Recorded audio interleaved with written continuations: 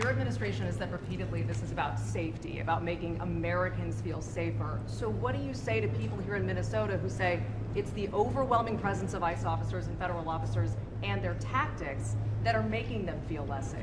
Well, one thing I would say is, first of all, we saw in 2025 the biggest one-year drop in murderers in the history of the United States of America. Significant reductions in violent crime. The reason why we have less violent crime is really two reasons. Number one, because we're enforcing the immigration laws and getting very violent criminals out of our country. And number two, because we're enforcing our criminal laws and putting guys who assault and murder behind bars. This is part of a broad effort to make us safe. And the chaos that people are seeing, and I understand there is frustration of the chaos, I'd say that we're doing everything that we can to lower the temperature, and we would like federal and state and local officials to meet us halfway. Are you saying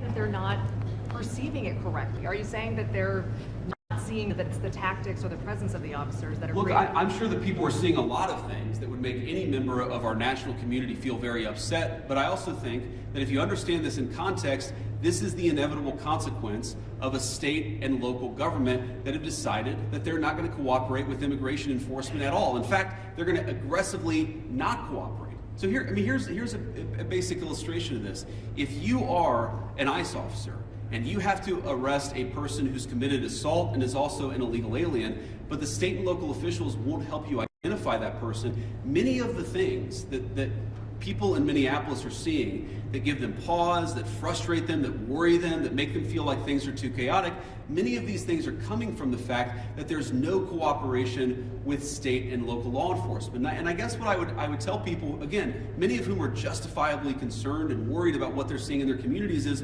why are we not seeing it anywhere else? We're seeing this level of chaos only in Minneapolis. LA and Chicago, we had some problems there.